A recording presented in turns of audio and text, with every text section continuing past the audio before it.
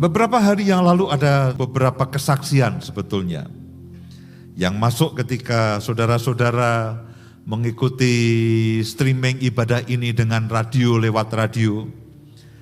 Nah, saya ingin bacakan satu kesaksian yang menurut saya ajaib, saudaraku. Bukan berarti ada yang ajaib dan tidak ajaib, tapi kadang-kadang ada campur tangan Tuhan yang secara manusia, waduh ini luar biasa. Tentu campur tangan Tuhan sekecil apapun dalam hidup saudara itu tetaplah ajaib dan luar biasa. Kesaksian ini dari saudara Romi di Maluku Tenggara. Shalom Pastor, kami mendengarkan ibadah streaming lewat Radio Love Jogja. Karena sembari merawat dan mengurus istri saya yang sakit. Istri saya dijamah Tuhan sepanjang ibadah. Ini dari Romi di Maluku Tenggara. Saat firman disampaikan dan sangat Pastor Indah berdoa, istri saya itu sudah lupa ingatan sejak 2 tahun yang lalu karena kecelakaan. Dan bagian kepala mengalami benturan keras. Namanya sendiri pun dia lupa. Dan sering bengong menyendiri. Dan banyak orang mengatakan bahwa dia sakit ingatan atau gila. Saya sudah bawa ke dokter namun tidak ada kemajuan. Istri saya bisa teriak-teriak ketika puji-pujian saat ibadah. Dan badannya bergetar-getar seperti kemasukan sesuatu. Setelah itu tiba-tiba yang terjadi istri saya panggil nama saya. Itu hal yang dia tidak bisa lakukan hampir kurang lebih 2 tahun. Nama anak kami dan berkata, haleluya. Puji Tuhan, aku sudah bebas.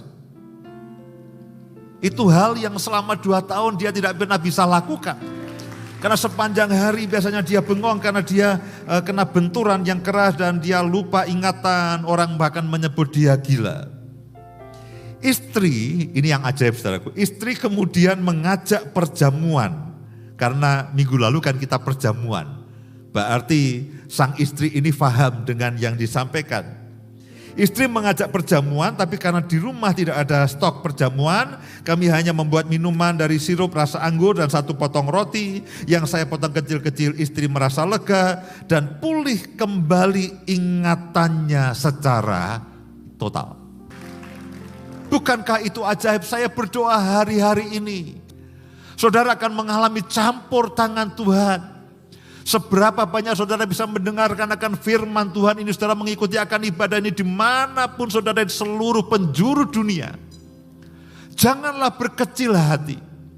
Seperti di dalam Markus 9, 24 tadi dikatakan, tolonglah aku yang tidak percaya ini.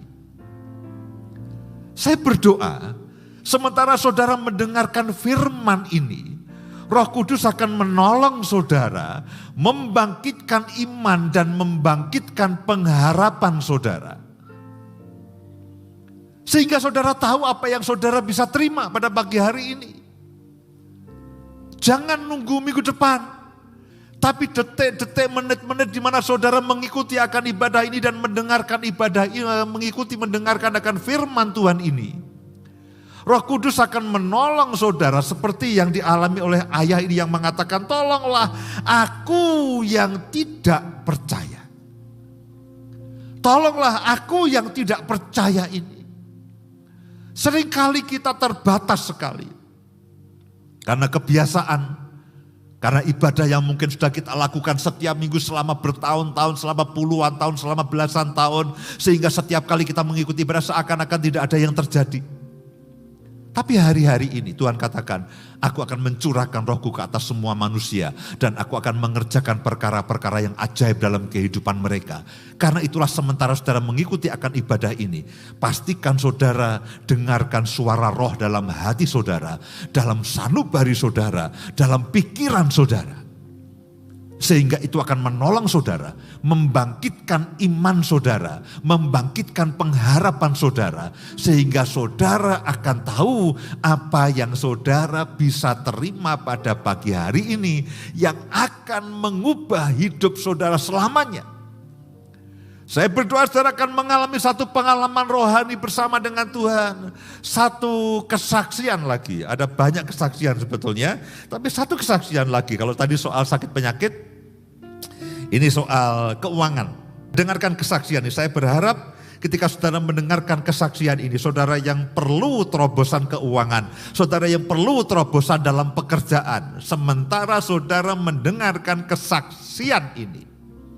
Dan ketika saudara Roh Kudus berbicara kepada saudara, saudara akan tahu apa yang saudara bisa dapatkan dari dia. Ini dari Jambi, dari Ingrid dari Jambi. Saya sangat ditegur Tuhan dalam firman Tuhan lewat pastor mengenai kuasa perjamuan kudus. Karena selama ini dan semenjak pandemi, saya sudah tidak percaya akan kuasa dari perjamuan kudus. Kenapa? Karena ada beberapa peristiwa anggota keluarga saya tetap terkena dan positif COVID meskipun sudah melakukan perjamuan kudus hampir setiap hari. Namun firman dari pastor minggu kemarin benar-benar menegur saya. Toko sembako saya sudah lama sepi dan kalaupun ada pembeli itu pun hanya 2-3 orang saja. Tetapi setelah mendengar kebenaran firman Tuhan tersebut, saya dan suami melakukan perjamuan kudus kembali dan kami olesi pintu toko kami dengan anggur perjamuan. Ini ide dari Roh Kudus karena saya tidak nyuruh saudaraku. Puji Tuhan dari hari Selasa sampai Jumat kemarin toko kami mendadak ramai. Didatangi oleh customer-customer dan pelanggan-pelanggan lama yang sudah lama tidak belanja di toko kami dan banyak pelanggan-pelanggan baru. Juga stok beras kami yang sudah berbulan-bulan menumpuk di gudang habis terjual. Demikian juga dengan tepung, minyak, dan lain-lain. Saya tidak perlu sebutkan dan lain-lainnya, saudara, itu banyak sekali itu. Sampai kami harus sampaikan ke pelanggan yang datang untuk PO dulu. Karena kami baru pesan sembako untuk stok. Terima kasih pastor untuk kebenaran firman yang disampaikan. Memang kita tidak boleh menganggap sepele hal-hal yang seperti kecil dan sederhana. Kalau itu kita lakukan dengan pengertian, dampaknya akan sangat luar biasa.